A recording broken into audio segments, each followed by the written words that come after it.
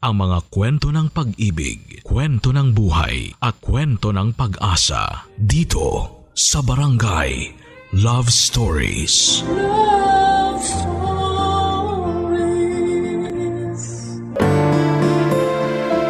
Ang pagmamahal, mga kapuso, ay isa sa mga pinakamasarap sa pakiramdam. Pero hindi lahat ng pag-ibig ay kailangang ipaliwanag. May mga bagay na kusa mong mararamdaman kahit na walang sinasabi. Ikaw, kabarangay, maniniwala ka bang mahal ka ng isang tao kahit na wala siyang sinasabing kahit na anong salita sa'yo? Dear Papa Dudut, maraming dahilan kung bakit tayo natututong magmahal. Pero minsan, kusa na lang natin itong nararamdaman ng walang kahit na anong dahilan. Magandang tanghali po sa inyo at sa mga kabarangay nating nakikinig ngayon. Just call me Mia, 34 years old from Makati. Hindi ko na maalala kung kailan ako unang nakapakinig ng programa ninyong Barangay Love Stories. Pero masasabi kong avid listener niyo ako dahil hanggang Spotify ay pinakikinggan ko kayo, Papa Dudut. Naman akong araw kay Mama ang pagiging mahilig niyang makinig ng drama sa radyo at sa kanya ko rin talaga kayo unang nakilala. Matagal na nga din pala akong naging single noon. Ang focus ko kasi talaga ay puro trabaho kasi tinutulungan ko si Mama na pag-aralin ang dalawang nakababatang kapatid ko. Ang nasa isip ko noon, ang love life naman ay nandyan lang palagi sa tabi.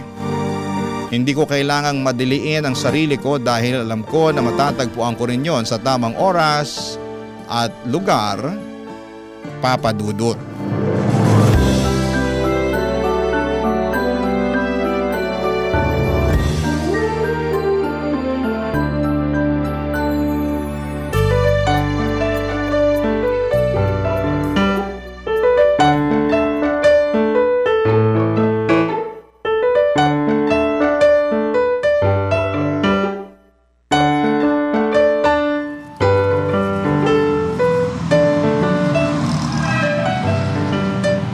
Carol, pabili nga po ng mantika at saka asin.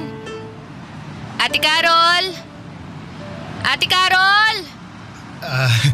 Hi, pasensya na. Wala si Ate Carol eh. Pumunta ng palengke kaya ako ang bantay ngayon dito sa tindahan. Ano nga yung binibili mo? Grabe. Ang gwapo naman itong tindero ni Ate Carol sa tindahan niya. Ha? Ano yon? Ay, wala. Ang sabi ko, pabili ng mantika at saka asin. Okay, sige. Sandali lang, kukunin ko lang. Saan nga nakalagay dito yung mantika at saka asin? Ayun oh, sa may bandang taas ng lalagyan. Magkatabi lang yung dalawa. Oo nga. Naku, nandito lang pala. Pasensya, hindi ko pa kasi kabisado yung mga paninda dito eh. Okay lang. Matagal na rin naman akong suki ni Ate Carol eh. Kaya alam ko na halos kung saan nakalagay yung mga paninda niya. Kamag-anak ka ba ni Ate Carol? Oo, pinsan ko siya. Kakuluwas ko lang dito sa Maynila. Saang province ka galing? Sa Pampanga, may nakuha kasi akong trabaho dito sa Maynila kaya dito muna ako titira kina Ate Carol. Nice. Matagal-tagal ka rin pala dito sa amin. Sigurado na lalong dadami yung customer ni Ate Carol. Mukhang maraming ang suki si Ate Carol dito sa inyo eh. Kapag kasi ako yung bantay, yung mga customer din ang nagtuturo ng pwesto ng binibili nila. Ito rin kasi ang pinakamalaking tindahan dito. Kaya ito rin palagi yung unang pinupuntahan ng mga taga rito sa amin. Kaya pala nagpapabalik-balik din yung ibang customer dito sa tindahan. Paano nagpapabalik-balik sila? Napansin ko lang na may ibang mga customer na 3 o 4 na beses sa isang araw kung bumili dito sa tindahan. Talaga? Oo, naisip ko nga na para palang makakalimutin yung mga tao dito kasi palagi nilang sinasabi na may nakalimutan pala silang bilhin. Nako, sinabi lang nila yon. Pero ang totoo, ikaw yung dahilan kaya sila nagpapabalik-balik dito. Ha? Bakit ako? Bago kasi ang mukha mo rito sa amin, tapos may tsura ka pa. Kaya sigurado ako na nagpapakyut lang sila sa'yo. Grabe, hindi naman siguro. Alam mo, kahit magpustahan pa tayo, sigurado ako na tamang iniisip ko. Ang gwapo mo naman kasi talaga eh. Ano yun? Wala. Ang sabi ko, magkano nga yung asin tsaka mantika? 45 lang ate. Ay, ito, exact amount na yan ah. Tsaka, pwede ba wag mo na akong tawaging ate? Lakas makatanda eh, mukha namang magkaedad lang tayo. Mia na lang ang itawag mo sa akin. Sige, kanina pa tayo nag-uusap pero hindi ko man lang natanong yung pangalan mo. Pasensya na ha. Okay lang yun. Ian nga pala, pangalan ko. Ito na yung mga binili mo, Mia. Salamat, Ian. Papadudot kung i-describe ko si Ian ay palagi kong pwede siyang sabihin na pumasok sa pagiging modelo o artista. Matangkad po kasi siya, tisoy at singkitin pa ang mga mata. Maganda rin ang mga ngipin niya at pwede pang toothpaste commercial. Kaya nga nang sabihin niyang nagpapabalik-balik ang mga customer sa tindahan nila, naisip ko kaagad na nagpapakyut ang mga yon sa kanya. Kahit naman ako ay gusto ko ring gawin yon pero syempre hindi ko ginawa. Hindi pa naman kasi ako desperado na magka-boyfriend noon. Kaya kahit naging crush ko na si Ian ay kinalma ko ang sarili ko at hindi ko ginaya ang mga kapitbahay naming panay ang pagpapakyut sa kanya. Pero minsan kahit tayo ang gumawa ng paraan, tadhana naman ang maglalapit sa atin sa taong gusto natin.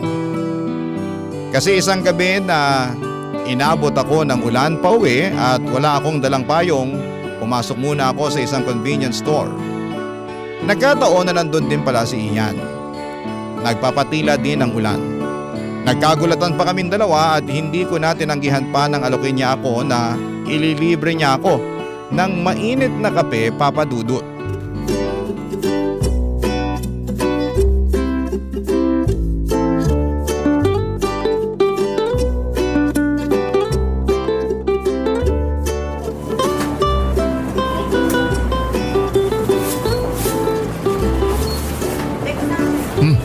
Ito na ang black coffee mo, Mia. Salamat, Ian. Black coffee rin pala ang binili mo para sa'yo. Oo, hindi kasi ako mahilig sa matamis eh. Parehas pala tayo. Uy, huwag mong sabihin na ginagawa mo ring pangpatulog ang kape sa gabi. Oo, ganun na nga. Abay, mukhang magkakasundo tayo pagdating sa kape. Pero alam mo, buti na lang, available ang hot coffee dito. Sakto kasi ang lamig dito sa loob ng convenience store. Alam mo, sabi ng staff, mahina na raw yung aircon nila dito. Malakas lang din yung ulan sa labas kaya pumapasok hanggang dito sa loob. Oo nga eh, ang tagal humina ng ulan. Kung bakit kasi nakalimutan kong magdala ng payong kanina. Tapos wala na ring tricycle dun sa sakayan kaya wala akong choice kundi maglakad pa uwi sa bahay. Ay, buti na nga lang at hindi bahain ang kalsada dito sa atin kaya hindi mahirap maglakad kapag maulan basta may payong ka. Ay nako, kung alam mo lang. Ngayong taon lang nagawa ng paraan ng kalsada dyan sa atin. Ilang taon din kaming nagtiis sa hanggang tuhod na baha kapag umuulan. Grabe naman yung hanggang tuhod na baha. Ang dami pa namang sakit na pwede mong makuha doon. Ay nako, sinabi mo pa. Tsaka ang laking perwisyo din talaga lalo na kapag pumapasok sa loob ng bahay. Buti na nga lang talaga napaayos na yung mga baradong kanal sa atin. Iyan, sa probinsya nyo ba, hindi kayo masyadong binabaha doon? Naku, hindi kami binabaha doon. Nasa mataas na parte na kasi kami ng Pampanga. Nakakaingit naman. Samantalang ako, ang tagal kong tiniis ang baha na yan. Iba rin kasi talaga tumira sa probinsya, no? Presko na lalo kapag maraming puno. Sinabi mo pa. Kaya nga nakakamiss din talaga yung preskong hangin doon sa amin eh. At teka, ganitong oras ka ba talaga umuwi? Madalas, oo. Lalo na kapag wala kaming overtime sa opisina. Bakit mo natanong? Naisip ko lang na pareho pala tayo ng shift sa trabaho. Oo, mukha nga. Minsan kasi nagkakasabay din tayo sa jeep tuwing umagi. Oo nga, napansin ko rin yan eh.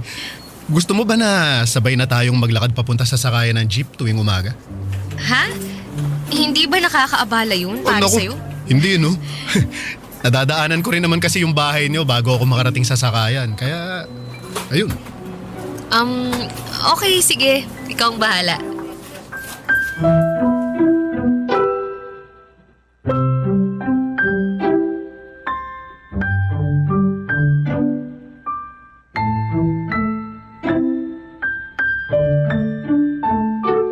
Ma!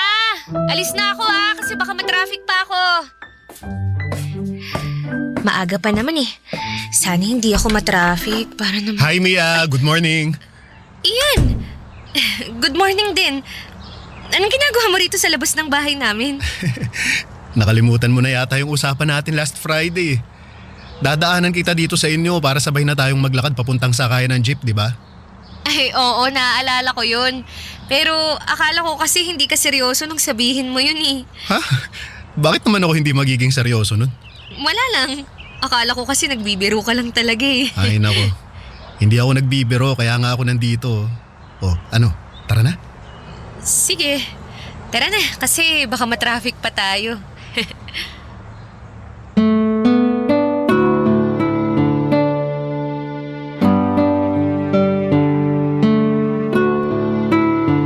Papadudod, sobrang kinikilig na talaga ako noon pero hindi ko lang syempre pinapahalata. Kinakalma ko lang talaga noon ang sarili ko.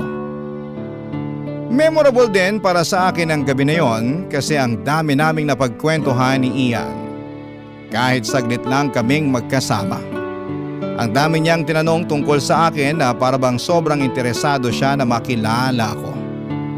Hindi ko nga alam kung nagawa ko bang itago ang lahat ng kilig na nararamdaman ko noon.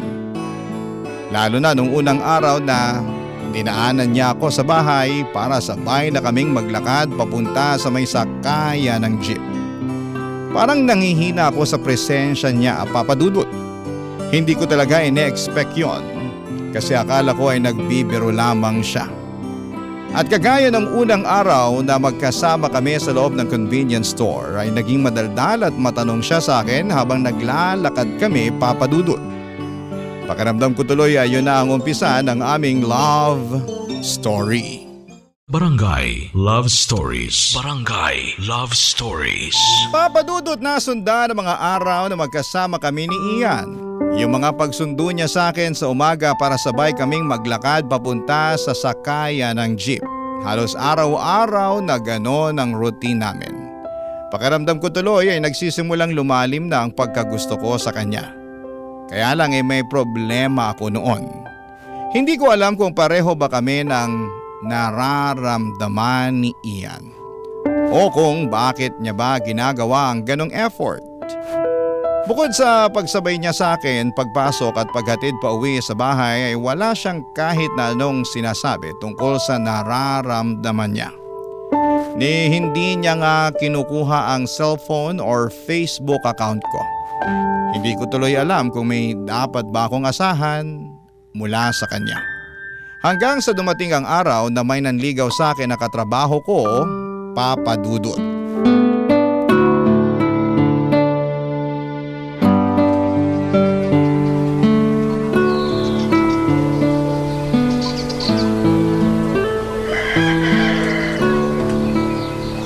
Hi Mia, good morning. Uy, Lawrence! Bakit nandito ka? Sinusundo kita para sabay na tayong pumasok sa opisina. Ha? Di ba out of way itong bahay namin mula sa inyo papuntang opisina? Oo. Bakit sinundo mo pa rin ako? Kasi nga gusto ko sabay tayong pumasok sa opisina. Huwag kang mag-alala kasi may dala naman akong sasakyan eh. Kaya hindi ka mapapagod sa mausok na pagko-commute mo. Hindi mo naman kailangang sabihin yan. Kasi sanay naman akong mag-commute eh. Mia! Ian? Sorry, medyo na late ako Wala kasing bantay yung tindahan kaya hindi ako kagad nakaalis eh. Tara na, baka malate pa tayo sa trabaho. Talagang malilate si Mia kapag sumabay siya sa'yo. Lawrence, ano ba yung sinasabi mo? Hindi, nagsasabi lang ako ng totoo. Anong oras na tapos magko-commute kayo? Ay, teka, Mia, sino ba yan? Ian, si Lawrence nga pala. Katrabaho Manliligaw ko. ni Mia. Lawrence! Totoo naman yung sinabi ko Nililigawan kita kaya nandito ako at sinusundo ka. Ikaw pre, sino ka ba? Tsaka bakit kailangan mo sunduin si Mia? Pre, kaibigan ako ni Mia. Diyan lang ako nakatira, malapit dito sa bahay niya. Alam mo, sabay talaga kaming naglalakad papunta dun sa may sakayan ng jeep kaya nandito ako ngayon. Di na kailangan maglakad ni Mia kasi may dala naman ako sa sakyan. Sa akin na siya sasabay. Sa akin sasabay si Mia kasi palagi na namin ginagawa ang paglalakad papunta dun sa may sakayan ng jeep. Di ba, Mia? Ano kasi, Ian? Sabi ko naman kasi sa'yo pare, hindi na sasabay sa'yo si Mia. Kasi may chikot namang susundo sa kanya eh. Lawrence, pwede ba? Patapusin mo naman ako sa sinasabi ko. Hindi, pasensya na. Kasi pinatatagal pa nitong kaibigan mo yung usapan na to eh. Nasasayang lang yung oras natin. Ano ba yan? Ian, sasabay muna ako kay Lawrence kasi nakakahiya din sa kanya eh. Sinadya niya kasi akong puntahan dito sa bahay kahit out of way ako sa biyahe niya papunta sa opisina. Sige, ayos lang. Naiintindihan ko. Tama naman siya. Hindi ka dapat nagko-commute lalo na kapag may kotse nang sumusundo sa'yo. Paano ba yan? Mauna na ako kasi baka ako naman ang malate eh. Sige, salamat sa pagdaan mo dito sa bahay ah. Wala yun, Mia. Pare, baka gusto mo sumabay na lang din sa kotse ko. Okay lang naman sa amin ni Mia kahit nasa backseat ka, di ba? Oo naman. Nako, hindi na. Baka ako pang makaistorbo sa inyong dalawa eh. Sige, ingat kayo sa biyahe niyo ha. Bye. Papadudot, sobrang nag-guilty ako sa ginawa kong tila pagtataboy kay Ian ng araw na yon. Nakita rin sa mga mata niya na parang nasaktan siya. Kaya lang kasi ay hindi ko na alam kung saan pa ako lulugar sa buhay niya. Ayaw ko namang mag-invest ng sobra sa kung ano ang meron kami tapos ay masasaktan lamang ako sa huli. Kaya naman mas pinili ko na lamang na unti-unting iwasan siya nang dumating si Lawrence sa buhay ko. Physically attractive naman si Lauren, Papadudot. Hindi po siya katangkaran pero alaga sa gym ang katawan niya. Marami nga sa opisina namin na nagkaka-crush sa kanya at pakiramdam ko noon ay mukhang magkakasundo naman kami kaya hinayaan ko lamang siyang ligawan ako. Hanggang sa nalaman ko na lamang na may iba pala siyang nililigawan sa ibang account. Kaya naman kaagad ko na siyang pinatigil sa panliligaw niya sa akin at inumpisahang iwasan siya. Papadudot.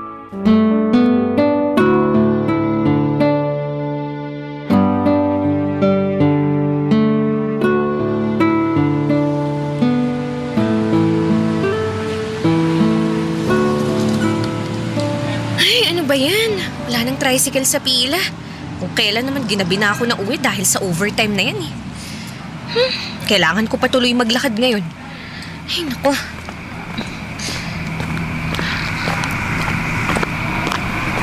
Teka, bakit parang may sumusunod sa likuran ko? Ay, Diyos ko, huwag naman sanang hold-upper yun kasi ang dilim pa naman dito. Mas bibilisan ko na lang ang paglalakad ko. Eh, Diyos ko, sinusundan niya talaga ako. Sigurado ako na hold-upper nga talaga to. Ayoko pa pong mamatay, please lang. Huwag po muna ngayon kasi marami pa akong plano tsaka mga gagawin ko. Uy, Mia! Ay, ito na po yung cellphone ko, wallet ko. Gusto niyo buong bag ko na po kunin niyo. Basta huwag niyo lang po akong sasaktan, parang awa niyo na po. Mia! Uy! Relax lang! Uy! Ako to, si Ian! Uy! Iyan? Oo nga! Ano ba? Diyos ko naman, ikaw lang pala yan. Akala ko talaga hold-upper niya yung sumusunod sa akin. Ay, nako. Alam mo, kailangan mo nang bawasan yung pagkakape mo para hindi ka masyadong nervyosa. Eh bakit ka ba kasi sumusunod? Sino namang may sabi sa'yo na sinusundan kita? Hindi ba obvious na nasa likuran kita at naglalakad pa sunod sa akin? Naglalakad ako sa kalsada na to kasi ito rin yung daan pa uwi sa bahay namin, di ba? Nakalimutan mo na yatang magkapit bahay tayo eh. Siyempre hindi. Kinabahan lang ako kasi hindi ka man lang nagsasalita habang naglalakad dyan sa may likuran ko. Hindi kasi agad kita nakilala. Ang dilim din naman kasi dito sa kalsadang to. Tapos nung tinatawag na kita kanina, bigla na lang bumilis yung paglalakad mo. Akala ko nga kasi hold-upper ka. Kaya muntik na talaga akong kumaripas ng takbo. Ay nako, basta bawas-bawasan mo na talaga yung pagkakape mo. Bakit nga pala hindi ka hinatid nung magaling mong manliligaw? Kung kailan malalim na ang gabi, Saka kanya hinayaang umuwi ng mag-isa?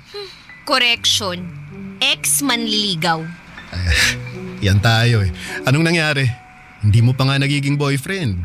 Biglang naging ex-manliligaw agad. Nalaman ko kasi na may iba pa pala siyang nililigawan.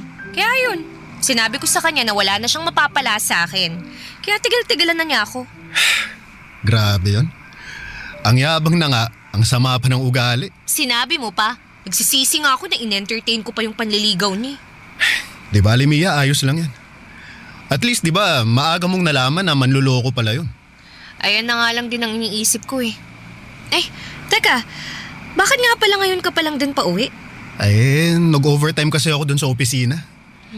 Peak season daw yung ganitong buwan sa amin, kaya may mga mandatory OT kami. Pareho pala tayo. Kaya nga hindi agad kita nakilala kanina kasi alam ko na hindi ganito ang oras ng uwi mo eh. Pero medyo gumagabi na talaga. Ano, lakad na tayo? Tara na, kasi may pasok pa rin ako bukas eh. Papa Dudut, hindi naman ako masyadong nasaktan nang malaman ko na may ibang nililigawan si Lawrence. Siguro kasi hindi pa naman masyadong malalim ang invested na feelings ko para sa kanya. Mas namang yung inis na nararamdaman ko sa kanya noon. Hindi kasi ako makapaniwala na hindi ko nahalatang may ibang babae na kaagad siyang reserba. Palagi kami magkasama kasi magkaopisina kami at kapag nasa bahay ako, tinatawagan niya ako at naka-video call pa para doon kami mag-usap. Sinusundo niya ako sa bahay at hinahatid pa uwi kahit out of way ang place ko mula sa kanya. Nakita ko naman, Papa Dudut, ang mga effort na ginagawa niya para sa akin, kaya ang akala ko ay seryoso na talaga siya sa akin. Ang masasabi ko lang, ang hirap lang din talagang basahin ng mga taong manluloko at magaling magtago ng mga kalokohan nila, Papa Dudut. Barangay Love Stories. Barangay Love Stories. Papa Dudut, unti-unting bumalik ang closeness namin ni Ian. Sabay na ulit kaming naglalakad sa umaga papunta sa sakayan.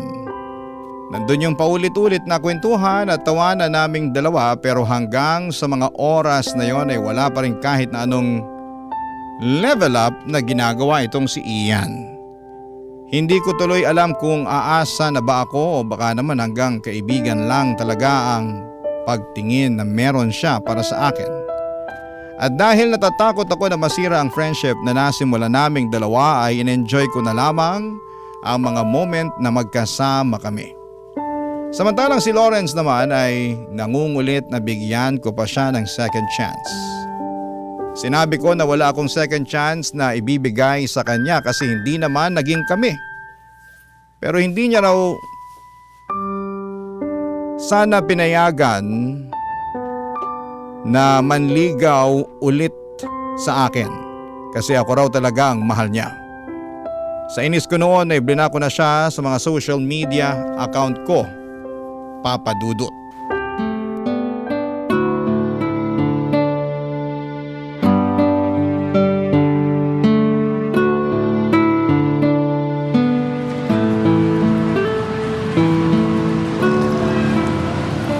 Nasaan na kaya si Ian? Hanggang ngayon wala pa rin siya dito sa babaan ng jeep. Napa-overtime pa yata siya sa trabaho. Mia! Oh, Lawrence! Ba't ka nandito? Pinuntahan kita kasi gusto kitang makausap eh. Alam mo naman na ayaw kitang kausap, di ba?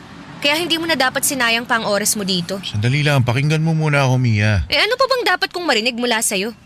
Alam ko na ang lahat, kaya wala ka nang dapat na ipaliwanag o sabihin pa, Lawrence. Gusto ko lang naman sabihin sa'yo na tinigilan ko na yung panliligaw ko kay Cathy. Ngayon? Mia, hindi mo ba talaga nagigets? Tinigilan ko siya kasi ikaw yung pinili ko. Ay, wow! So dapat pala magpasalamat pa ako sa'yo pagkatapos mo kaming pagsabayin na dalawa? Ha? Mas seryoso ako sa'yo. Kung ano man yung nalaman mo na pagporma ko sa kanya, wala lang yun. Ikaw naman talaga yung gusto ko eh, kaya tinigilan ko na kagad siya.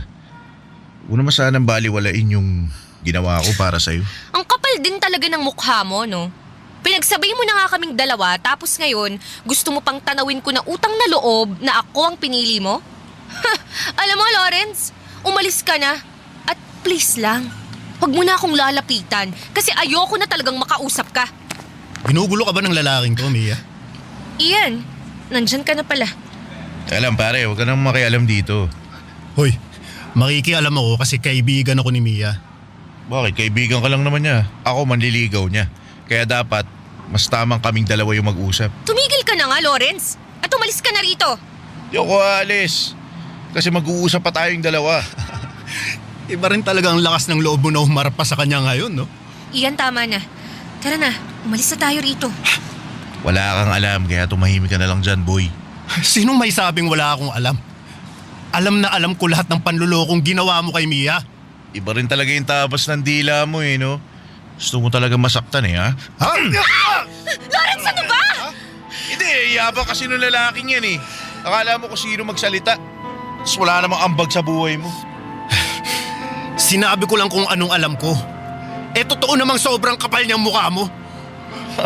Talagang gusto mo talagang masaktan, ha? Sige, Ano? subukan mo Ah! pang lapitan si Ian. Ipapabarangay na talaga kita, Lawrence.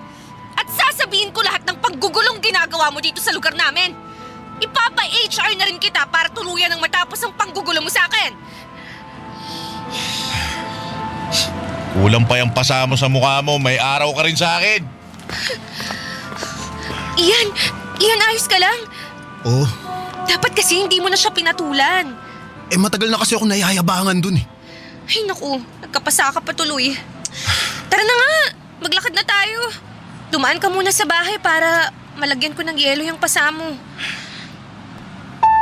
Papadudot kinabukasan nga ay nag-file ako ng reklamo sa HR namin laban kay Lawrence.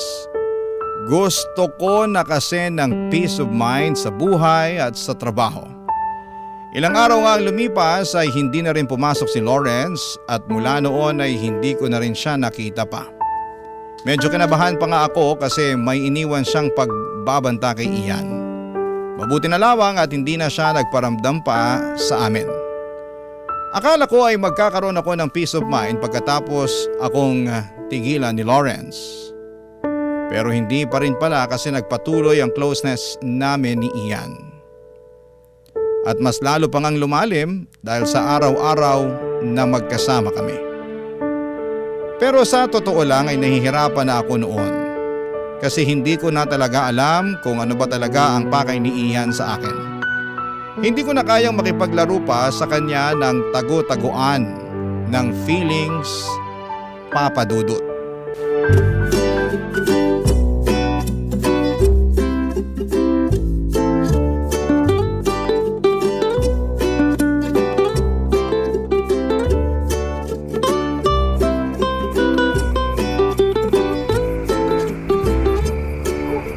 Buti na lang hindi na masyadong maulan, no? Natuyo na rin sa wakas yung mga labahin ko. Oo nga eh. Eh grabe rin kasi yung ulan ng mga nakaraang linggo. Non-stop. Pansin ko rin yan. Alam mo, buti na lang, masipag magluto ng sopas si Ate Carol kapag maulan. Ang sarap kaya ng sopas kapag malamig ang panahon. Ikaw, Mia, anong paborito mong pagkain kapag maulan? Kahit ano. Paano kung kahit ano? Kung anong niluto ni nanay, yun lang ang kakainin ko. Sa bagay. Hindi naman tayo pwedeng palagi na lang mag-request ng pagkain na gusto nating ipaluto. Sa wakas, Biyernes na rin. Makakapagpahinga na rin tayo sa trabaho. Malamig-lamig pa rin yung panahon kahit paano, no? Kaya sigurado na malamig ang tulog ko nito mamayang gabi. Anong oras ka pala nagigising sa umaga, Mia? Depende sa tulog ko. Sa bagay, nakadepende nga rin naman sa oras ng tulog natin yun.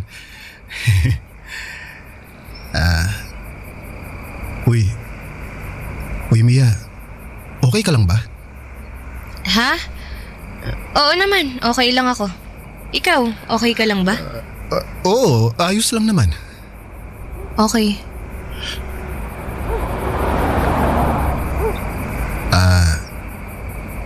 Mia, may problema ba tayo?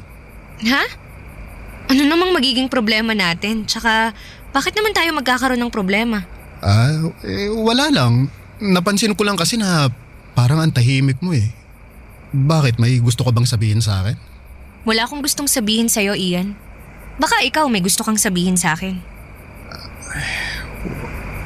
Wala rin naman. Sigurado ka? Ha? Teka, anong ibig mong sabihin? Ian, hindi ko na kaya. Gusto ko nang malaman kung bakit mo ginagawa to. Ang alin? Ito! Yung paghatid sundo mo sa akin. Pagsabay sa paglalakad ko araw-araw pa uwi ng bahay ko. Yung pagtatanggol mo sa akin mula kay Lawrence. Ayoko kasi nung nasasaktan ka.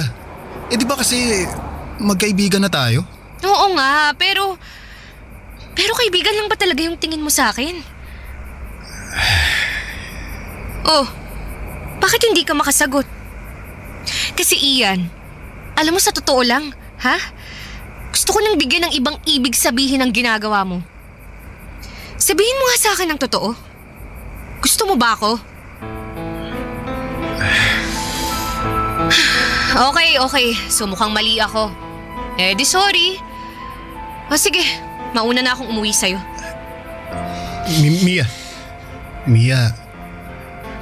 Mia, gusto kita. Sinasabi mo lang ba yan kasi alam mo na yan ang gusto kong marinig mula sa'yo? Mia, sinasabi ko to sa'yo kasi ito yung totoong nararamdaman ko. Yun naman pala eh. Bakit hindi mo sinabi dati pa? Bakit kailangan mo akong pahirapan na basahin yung nararamdaman mo? Akala ko kasi ayos na yun kasi nag-e-effort naman na ako kahit papano para makasama ka eh. Hindi okay yun.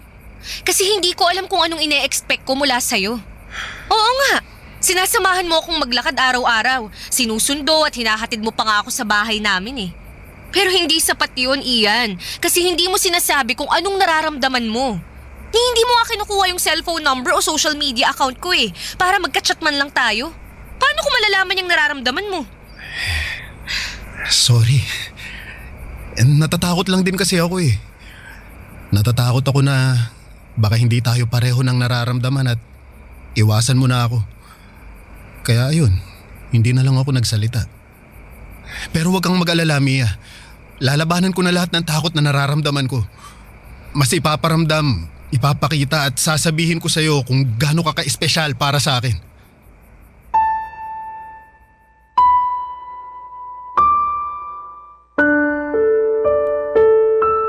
Papadudod siguro sa tingin ng iba ay masyado akong naging desperado, kaya diniretso ko noon si Ian.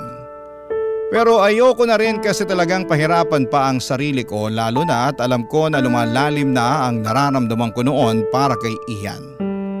Siguro maswerte lang din ako na pareho kami ng nararamdaman para sa isa't isa. Nung una'y iniisip ko pa na baka sinasakyan niya lamang talagang mga sinasabi ko noon. Pero kinabukasan, na araw ng Sabado at wala kaming pasok sa trabaho ay nagulat ako nang pumunta siya sa bahay at niyaya akong manood ng sine. Siyempre, pinaunlakan ko naman siya at nasundan na ang mga date namin na yon hanggang sa maging official na kaming magkarelasyon. Papadudot, masasabi ko na hindi ko pinagsisihan ang ginawa kong pagkumpronta kay Ian. Kasi ngayon, 3 taon na kaming kasal at may isang anak.